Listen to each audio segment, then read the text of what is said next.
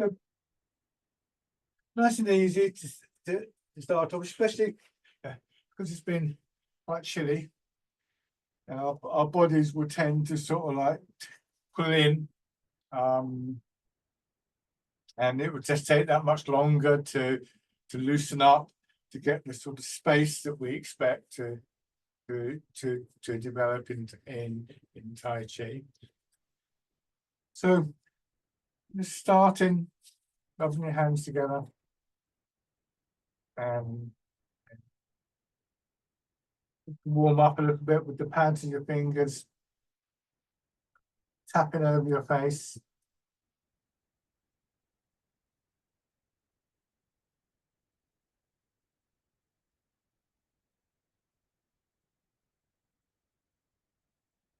Your head and neck.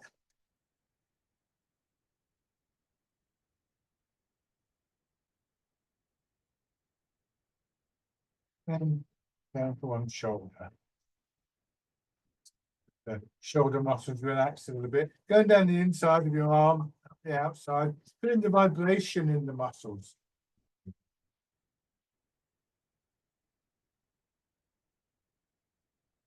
On the other side.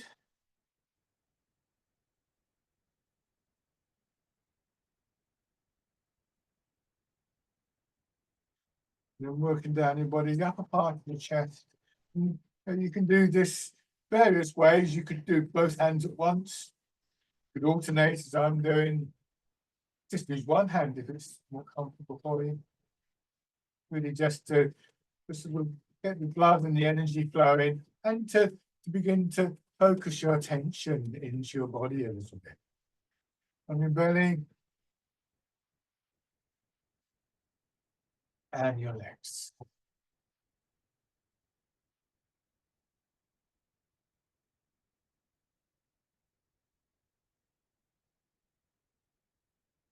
So if you can do so comfortably without straining in your back, try and sit a little bit forwards in the chair, tilting your pelvis forwards a little bit so that your weight, your center of gravity, sort of falls in that space between your feet and your hips, so that you're supported properly. You know, if you were leaning out here, for instance, you'd be constantly straining against the pull of gravity. But here, in this position, gravity is doing you a favor by pulling you straight down into that foundation. And then with your hips sinking into the chair, and your rib cage dropping down towards your hips, and then the shoulders dropping down towards your rib cage. But in how you're supported, so obviously your chair is supporting you. That means your hips and lower back. Because you're slightly tilted forwards, your feet and legs are supporting you as well. You want about 30% of your weight, a third of your weight in your feet. You want to feel that your back supports the front of your body. And increasingly, as you lose some of the tightness in the upper part of your body in particular, this feeling of just being supported from inside. And a good starting point for that awareness is going to be your skeleton. But it's not your skeleton isolated. Your skeleton and the various soft tissue like muscle, tendon, ligament, fascia interact with each other, and any of them on their own wouldn't support it themselves. But the combination spreads the load of supporting your body. It gives you this feeling of a strength and resilience coming from within. And trying to keep that sense, so that I want an intention to be aware of what's going on in our bodies in a very general sense, as a kind of background. But as we start to move, try and get the sense that you're moving with that kind of depth of the body. So as you start to turn your head, obviously muscles in your neck, shoulders, upper back and chest are engaging. And also just a slight sense of movement in the spine as it goes into your neck. So the movement were being sort of pushed from inside out. So as with the structure, the movement, the effort of making the movement is to an extent spread through the body. There's obviously a kind of hierarchy there, but not as much as we often assume.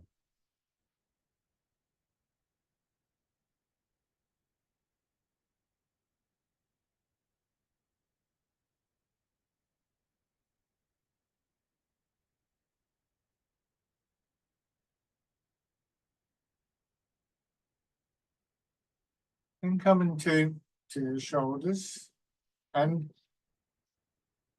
one of the things we begin to notice is that when you move, say, here you're rotating your shoulders, but we feel the effect of the movement into our chest, into our upper back, into our sides, for instance. So it's almost impossible to isolate one part of the body and just move that. Connection is the natural state of the body. It's tightness and stiffness that tends to block those connections.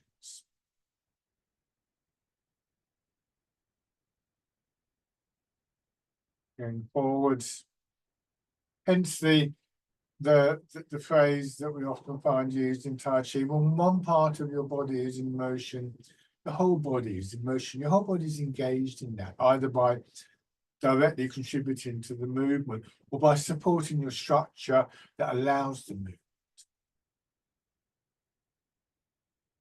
Hands down to your sides and just rotating your arms.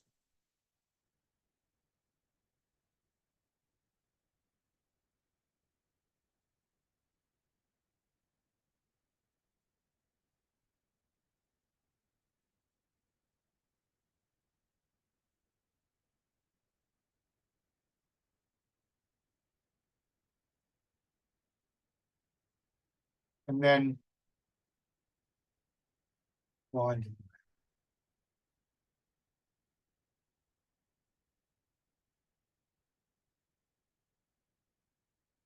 To focus on the different joints of the body a little, mobilize them, and particularly in the colder weather. Go back the other way, everything just feels a little bit stiffer. We have less space in the body for movement because there is that tightness and that tendency to sort of pull in. And rest out. Now, bring your attention to your pelvis in particular, but the whole of that center part of the body. Tilt the pelvis forwards a little bit more and feel how more weight goes into your feet. And then with a gentle push back, your pelvis rolling back. Notice the effect on your upper body, your shoulders and so on. So if we really want to develop that sense of, the whole body moving as one unit, we can't overlook the significance of our attention and our intention, because we often have habits of movement that work against that a little bit. We want to gently sort of expel them. And when we bring our attention to the center part of the body and start to move there, we realize that when something happens in the center of the body, the whole body is affected. So this is in a way the kind of source, I suppose you could call it, of that whole body movement. Because as you can feel, your as I say, your weight is moving from feet to hips, shoulders are moving, your back is moving. May even find that your hands are sliding around a little bit, even though you're not intending to move them at this point.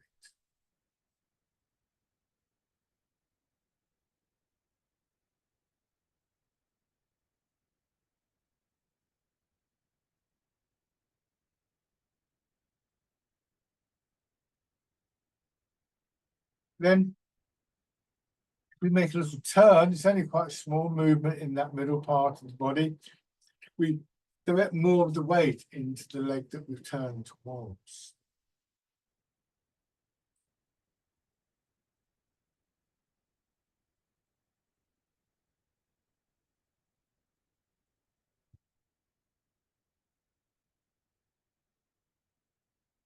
And then in the other direction.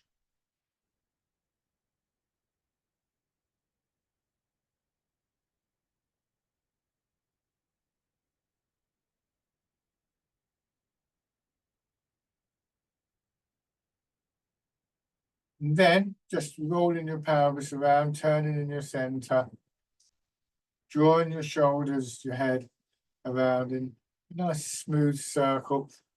The dimensions of the circle should just be slightly smaller than the dimensions of that square formed with your feet and your hips at the corners. And smooth, fluid action in your back and spine.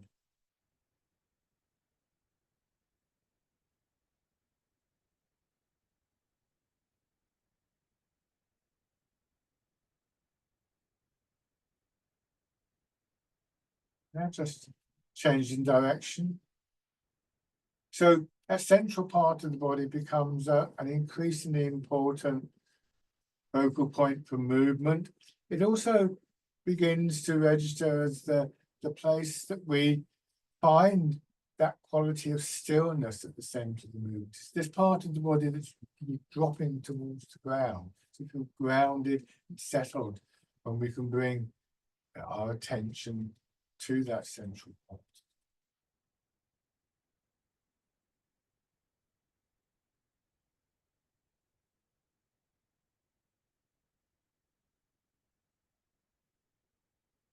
Coming back to central position and then just step out with one foot, put your heel down, lower the ball of your foot, gently press into the floor, planting the foot back.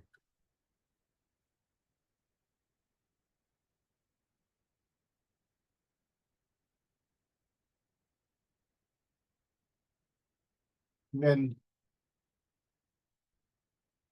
going forward.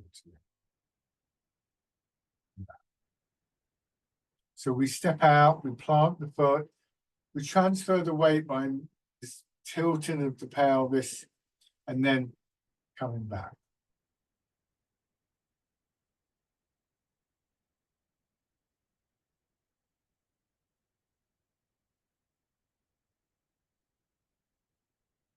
And on the other side, first of all, the empty step. So don't be in a hurry to move in the upper part of your body.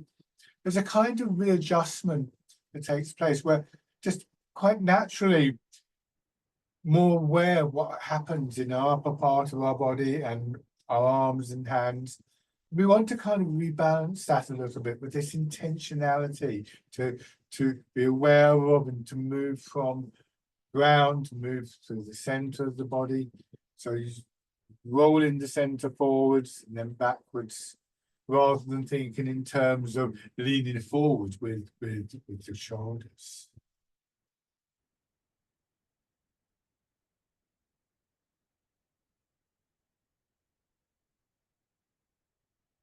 And then alternating from side to side. And just notice how your body accommodates this. The intention is to step on one side, move the weight, and then come back, and then step on the other side. It's a simple enough action, pretty much an everyday action, or at least it would be, the chair, but these kind of movements. So just observing how your body accommodates this. There's a slight shift over in your weight, maybe a little bit of a turn. So you'll find yourself naturally using your center.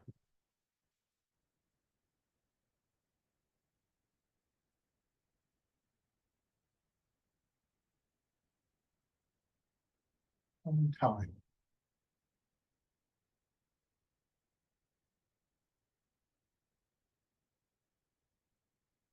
Back to the parallel position. So now we bring our arms back into the movement, but with a very clear intention to maintain the awareness and to move from the center, from our feet and our legs to the ground. The center part of your body is the main thing. When we can get that feeling of dropping, we begin to root down. Of course, in standing, that's incredibly significant for our stability. And neither seated or standing, it means that there's this weight to carry in the upper part of our body. So facing forwards, letting your hands drop to your sides, turning your hands palm forwards, tilting forwards, just rotating your arms. So this is bird folds its wings.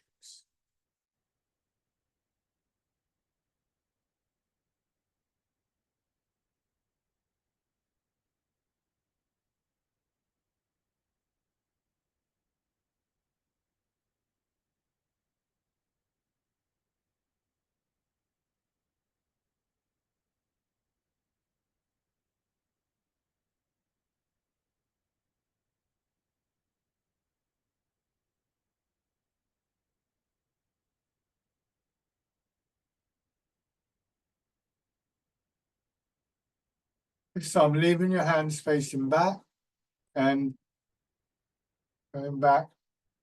And your arms just swing in response to the movement of your weight. Fisherman castanet. So you see from the side view, I'll just do it with one arm. As I arrive in my feet, that's when my hands swing through as I settle back into my hips.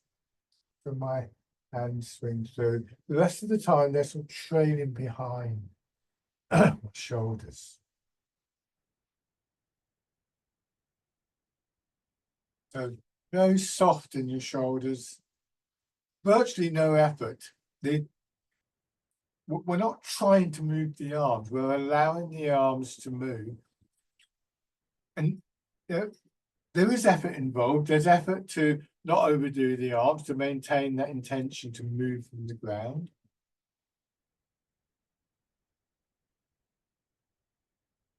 Maintain our posture while we're in movement. Move the weight.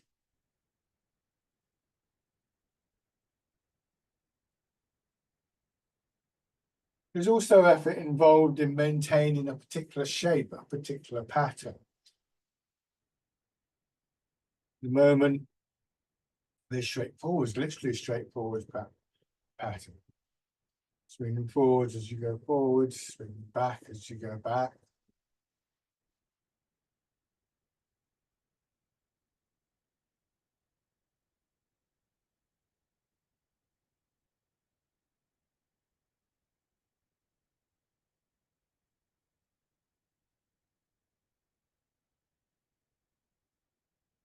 But this time, maintaining the arms in position, so as you come back, they get drawn over a little bit. So there's a ball underneath your arms, and you're just using your feet, push back, hips dropping back into the chair, so that you can roll the ball in towards you.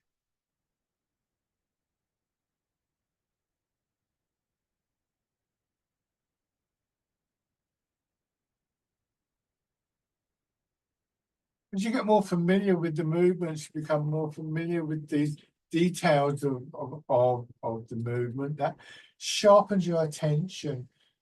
And it means that your intention can begin to build. So for instance, with this one, you imagine that the ball's been quite light, like a big plastic ball, especially to begin with. But for a slightly stronger movement, one that sort of builds that sense of inner resilience, you might imagine the ball's a bit heavier than that, maybe made of wood or steel, iron, rock. And just observing how our bodies respond to those sort of images.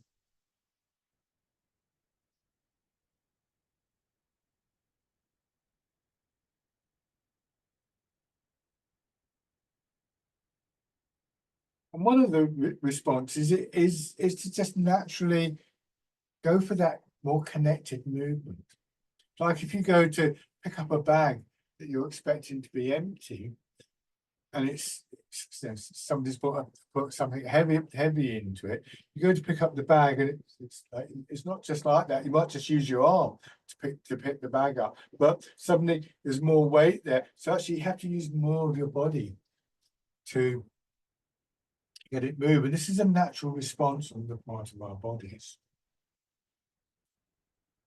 And then your hands palm in, chow. There's one of the reasons we commonly use, perhaps the most common image in Tai Chi, is that of moving through water. The greater the sense of effort involved, the greater the resistance to the movement that we're trying to make, the more we want to try and use more of the body. Remember, when one part of your body is in motion, the whole body is in motion. So as I come back, legs and hips are being used, back is being used, but just that little bit stronger, and it encourages that sense of a connection.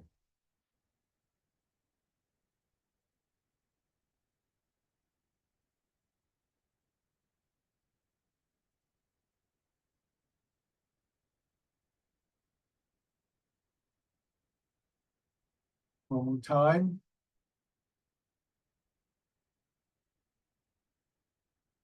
Push and wave.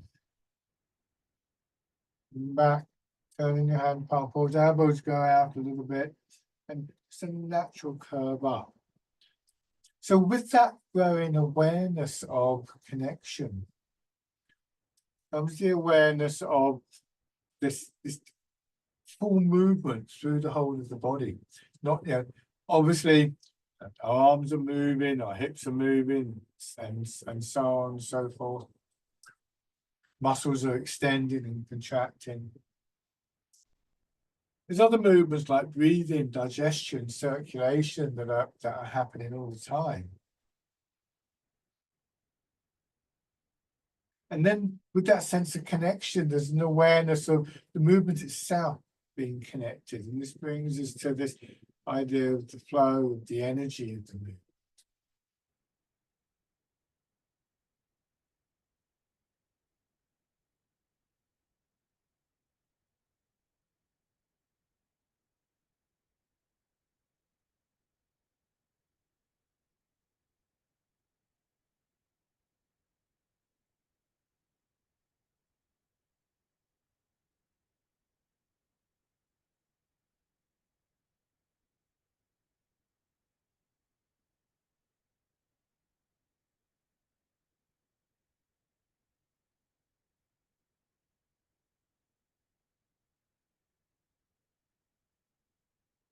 Now, combining this with the step-in that we were doing earlier, sit back, bring one foot up, step out and plant, and then move the weight in.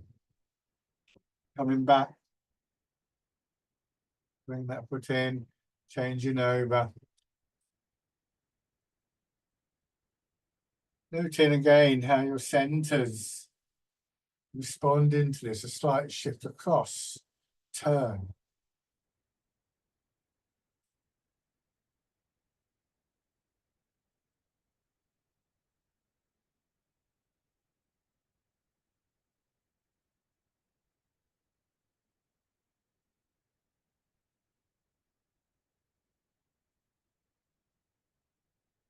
So the notion of being centered, and by extension with the connection to the ground, of being grounded, the terms that when we use them in Tai Chi, they're not metaphors, they're not some kind of abstract state.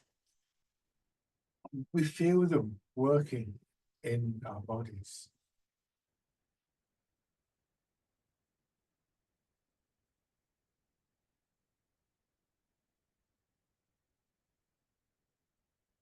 One more time.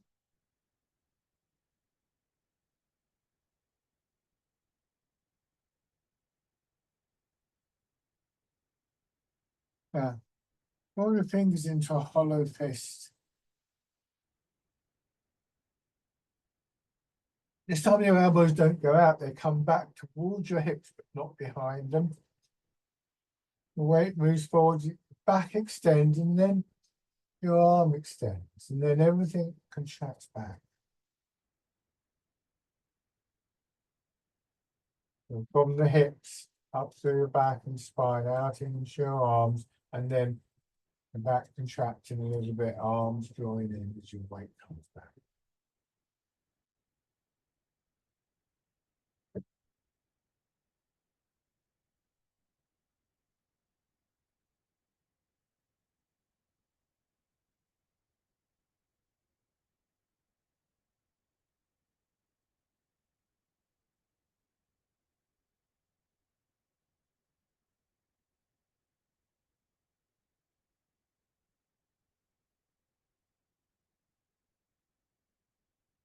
This time, when you get to the forward position, unroll your fingers, turning your hands out, winding back, and then going back to this pushing wave.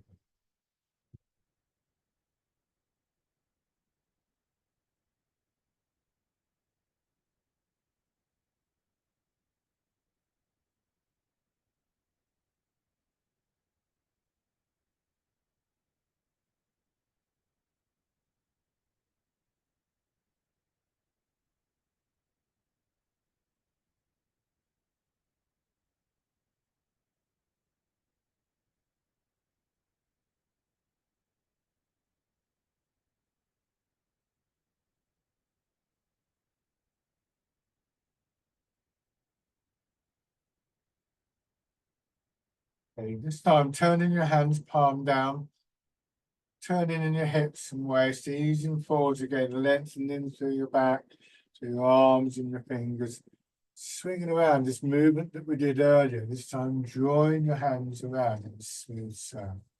Same thing in the other direction, polishing the table. So there's a pattern that begins to develop, particularly in the upper part of the body, extending outwards, yang, contracting back in, yeah. Yang,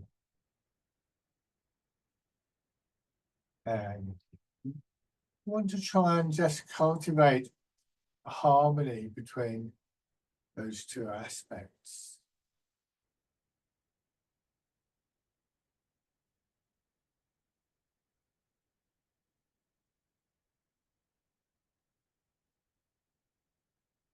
One more on each side.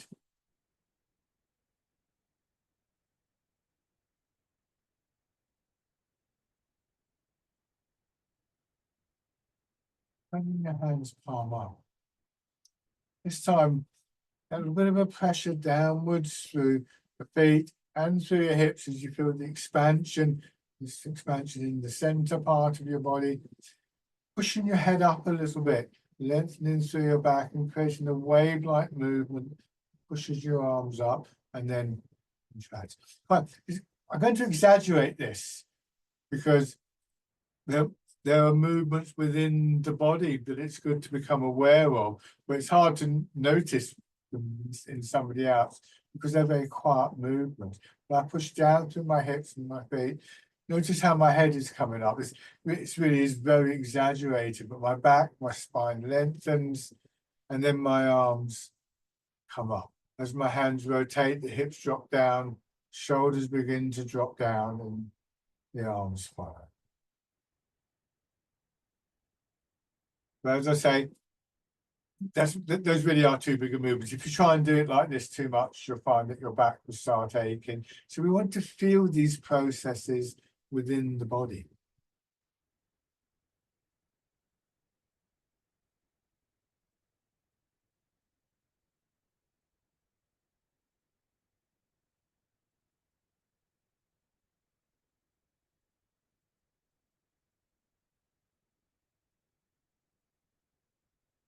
Now, turning your hands out. This time the expansion, pushing your arms away from your body. You naturally swing up. It's the wild goose.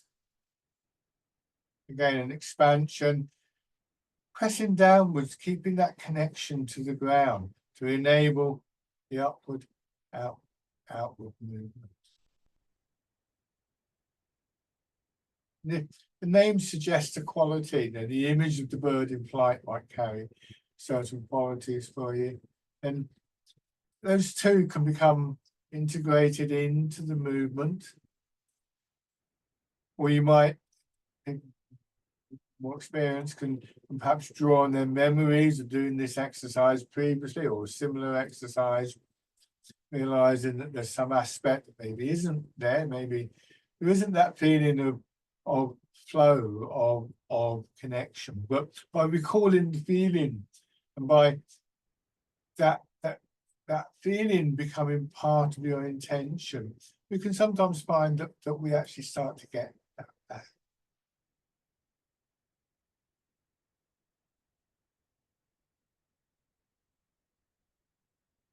And then easing forwards, it's to let your hands cross in front of your knees.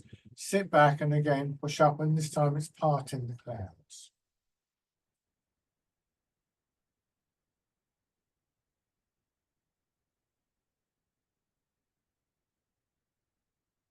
The movement builds wave-like from the ground upwards and then drains away again.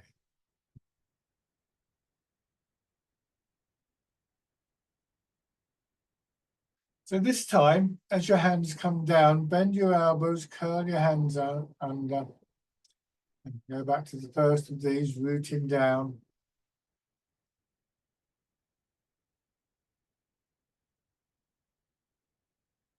Turning the hands out, going into the wild goose. Don't hurry the changeover.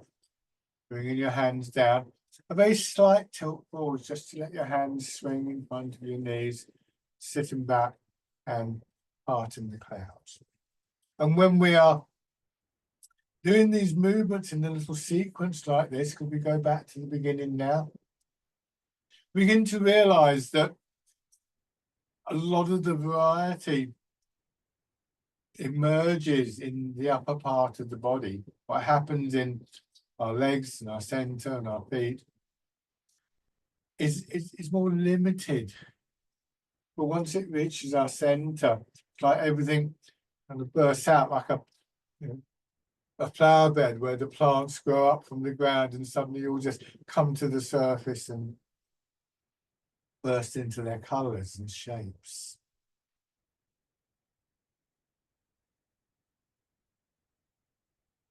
And as we become more familiar with this, so those subtle changes within the body become subject to our intentionality.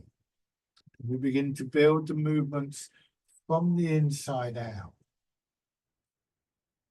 Now, letting your hands drop down, feeling your hips, your center sink into the chair, bringing your intention to one side.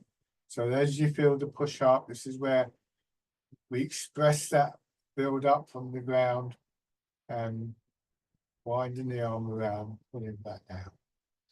Bring your attention back to your center, and then to the opposite side. This is dragon plucks the stars from the sky.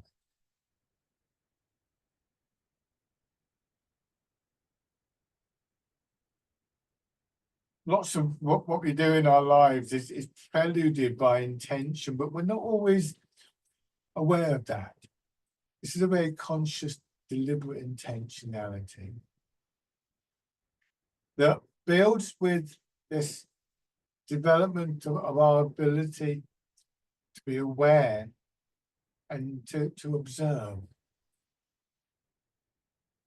And just as the movements have this connection to the center of the body, so the center of the body is where we observe from. So again, it begins to just be associated with this ability to settle, to observe, to look out, but without getting frantic about things. And our ability to bring our attention and our intention to our centers and from there into the ground beneath our feet is one of the long-term benefits of the whole practice. It's as though we have a kind of place of refuge, a place of sanctuary, constantly with us within our body.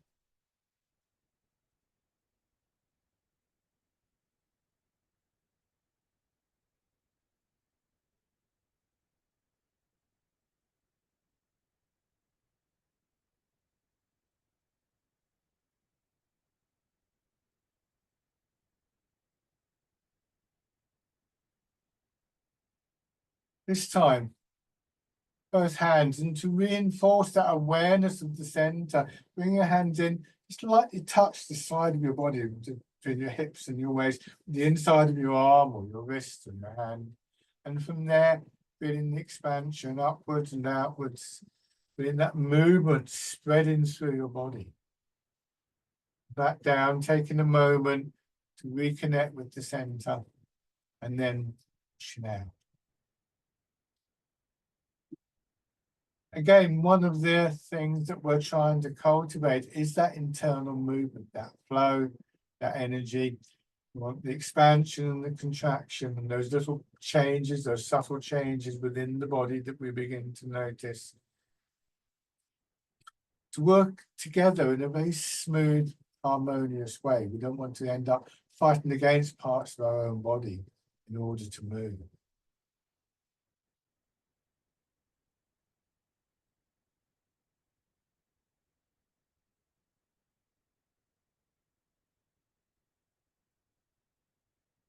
And then this time, when we push out, we're able to turn, and that redirects our arms, pushing in 4 directions this becomes. So much of the movement is governed through our intention working through the center of our body.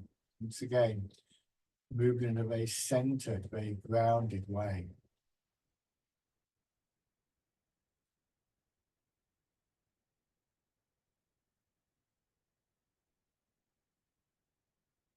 Recently aware of these subtle changes that enable bigger movements, that build into the bigger movements.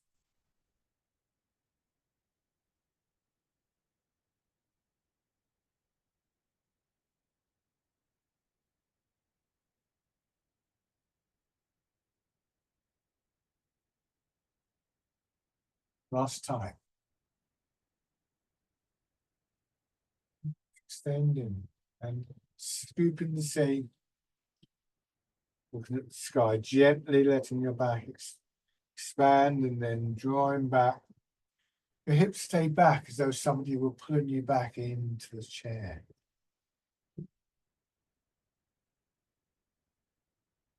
In Chinese medicine, that internal flow, that flow of energy, or however you care to think about it, is seen as being one of the requirements for well-being.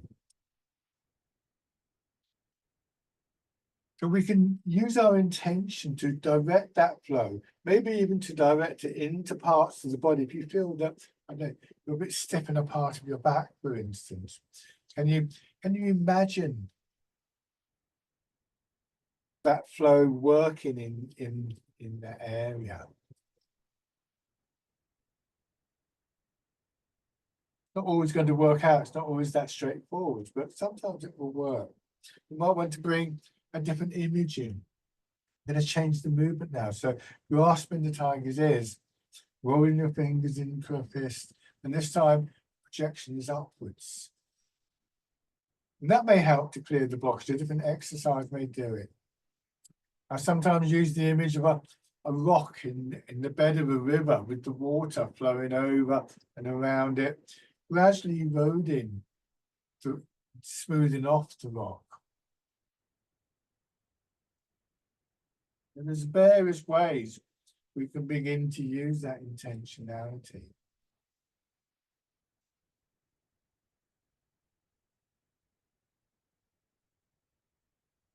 Same 2 movements on the other side.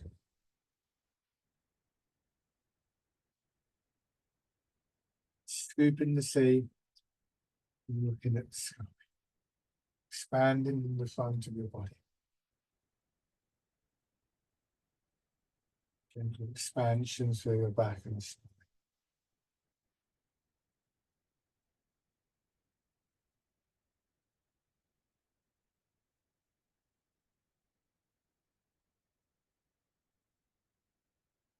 You're moving through water. So you're being gently massaged by the movement, bathed by the movement.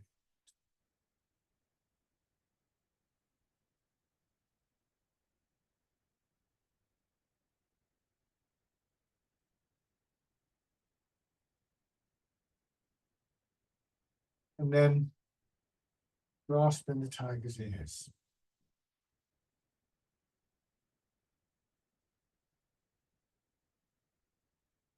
Ideally, your hands will come to a point level with your own ears, but if that's uncomfortable for you, you can do it here. Don't add to the strain. Let your body find what we sometimes refer to in Tai Chi as the paths of least resistance.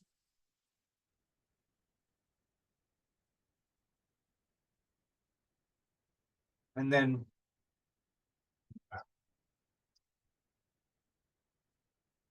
settle down again, recapturing the feel of this basic posture, which is the feel ideally we would have all the way through. And then once again, rubbing your hands together and brushes, tapping over your face. So you start preparing to go from seated to standing. And the blood flowing again, going over your head and neck, shoulder, arm, the side, the upper part of the chest.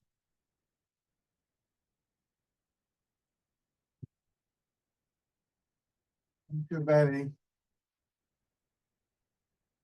And importantly, before you try and stand, the muscles of your legs.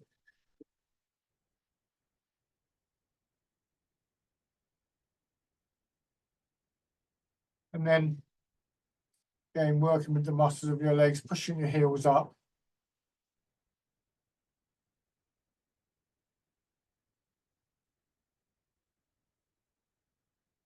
And then circling your knees around, putting the movement back into your hips. And back the other way.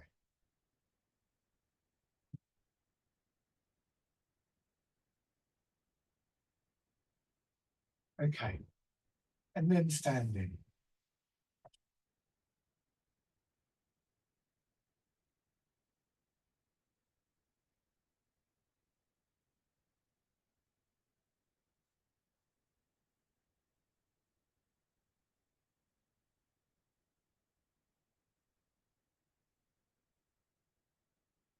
Okay, so now remembering we want a space that our center of gravity can drop into. That space is going to be defined by our feet. So don't have your feet too close together because there won't be enough space.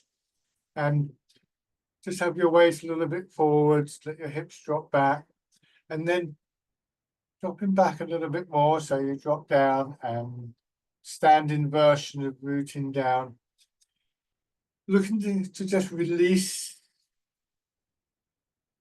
and allow your weight to drop, center of gravity to drop, and the downward movement. And then as you push up, not lifting your weight up, but as though your body were growing out of the ground. So maintaining the root.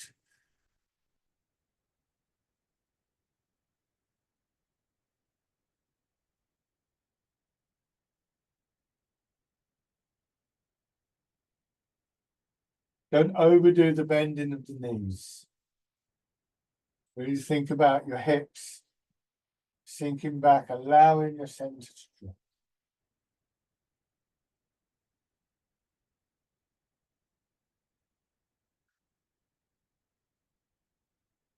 and then change into the standing version of the Wild Goose.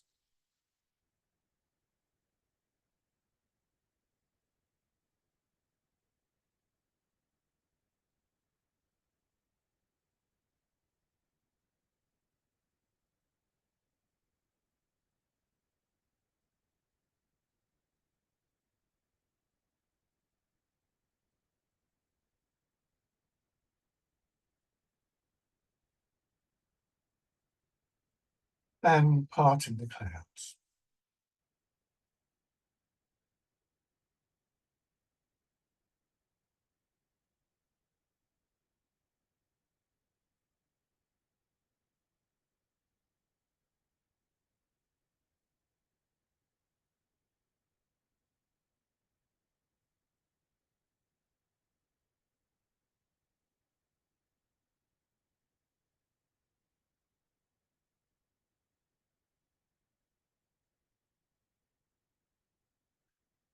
Okay. Now, turn one foot out, step forward with the other foot. So this is roughly square, once again in its dimensions. So this is the space that your center of gravity can drop into. And as we did in the chair, your weight beginning to move, this time very much from one foot to another. So we're able to maintain that rooted quality, everything that goes with that whilst we're moving.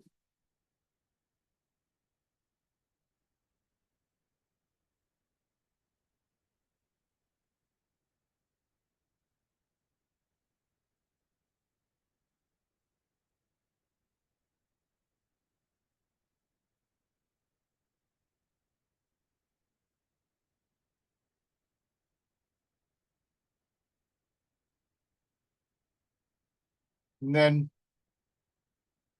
into your back foot, gently raise your front toes. So you move back a little bit more. Go forwards, push your back knee in, and again, that slight shift. So now we're looking, this is tricky, of course, for that weight, our center of gravity, to drop into a very small space, which is your supporting foot, your supporting leg and foot.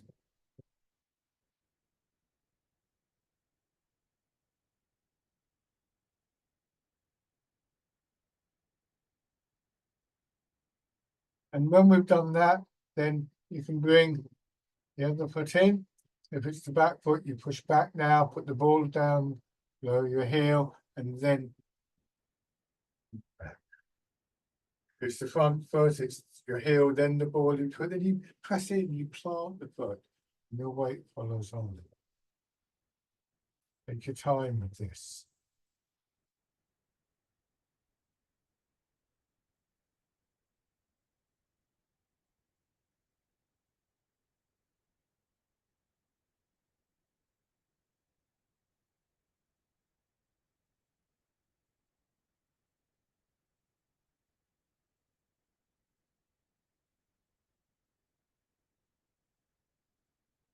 Good, and shake out. Now, have your other foot forwards. Same thing again. First of all, what we refer to as fixed step. So you're not getting all your weight into one foot. But make sure that you're aware of where you want your weight to go. I don't want my center of gravity to go over there, because that's when I start to stumble.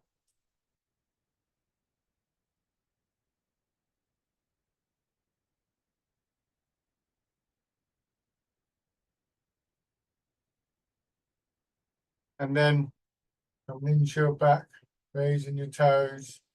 So gradually getting that extra little bit of a shift.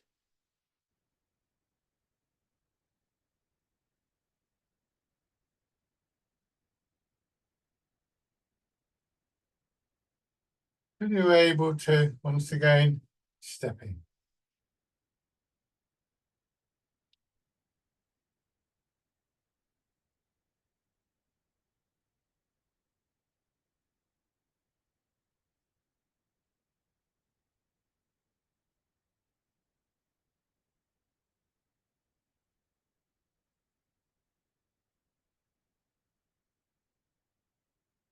And then, depending on where you've got space, either forwards or backwards, step through.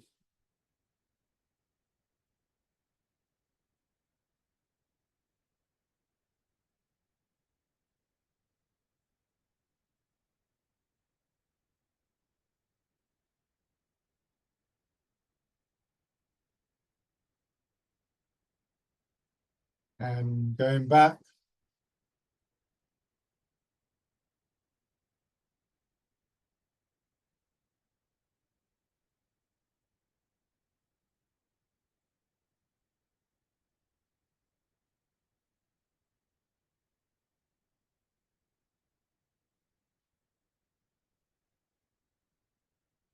Now, have your right foot forward so you can mirror my movements, and starting in the back foot going forwards, and the standing version of fisherman castanet.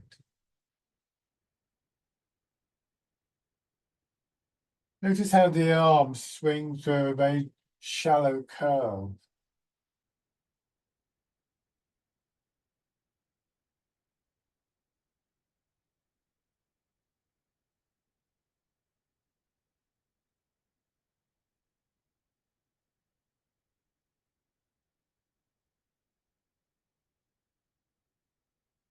And then the next time we go back, we turn the body, that curve swings across rather than forwards or backwards.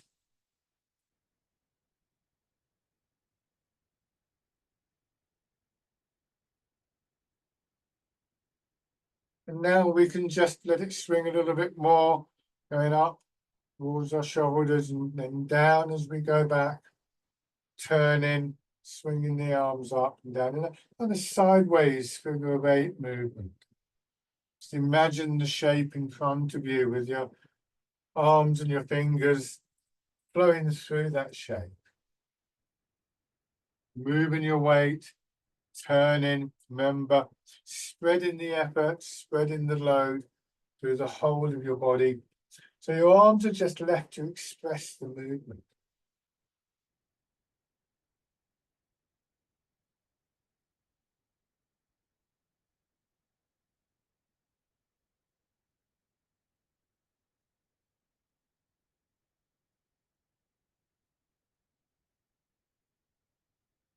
And so try that on the other side. Do a few rounds of the original fisherman castanet. Feeling the connections from feet up through the legs to your hips, and there up your back into your shoulders, down into your arms and your hands and your feet.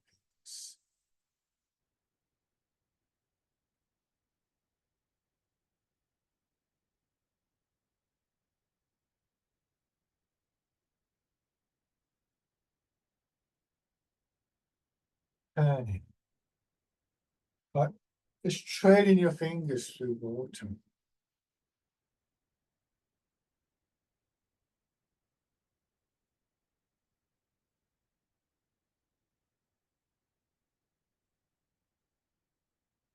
And then just expanding a little bit more through the left side of your body, pushing your arms up and then drawing them down, turning, expanding more through the right side of your body. So like now there's a wave coming up underneath your arms.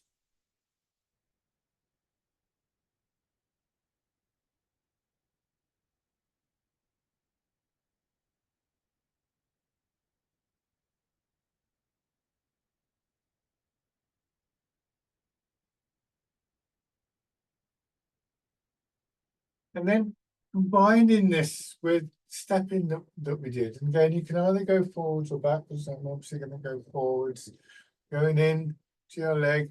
And as your arms come up, bringing the foot in, step through, plant the foot.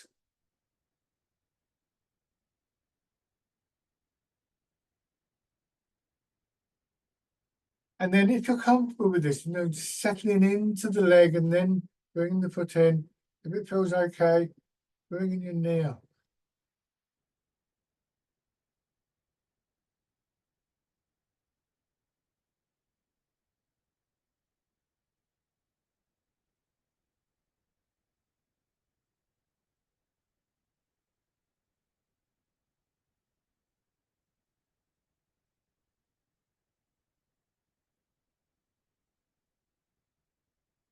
And then reversing the movement or changing direction. I'm going to be going backwards now, bringing the foot in. If you feel that by raising the knee, you're beginning to stiffen up, I would suggest just leaving the foot down. Not worth losing that flow, because when you lose the flow, you're losing the sense of your whole body moving as one unit. And that's more important than whether we can stand on one leg or not.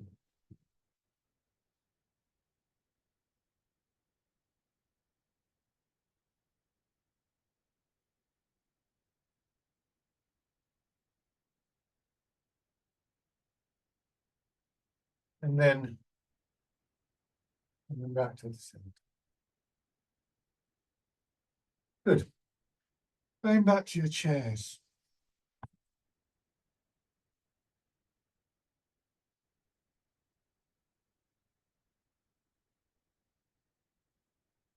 And again, just settling into your seated position.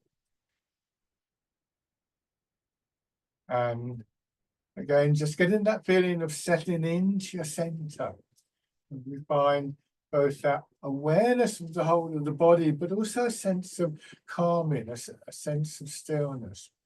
And let your hands drop down and pushing out from that central part, and then bringing your hands around. So you're going to hold a ball against your chest, drawing in and coming back, drawing back into the center, feeling mind and body settling, and then pushing out again. Embrace tiger, return to the mountain. Just observing that process of returning, what helps you to come back to that central position, that sense of being centered, being grounded.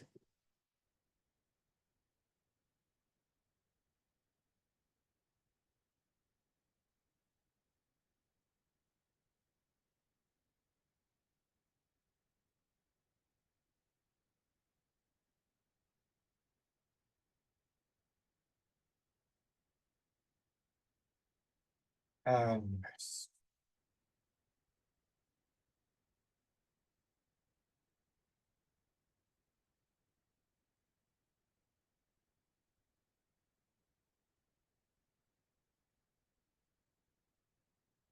And just lovely. Well, thank you very much, everybody, and please do get in touch if you have any comments or questions.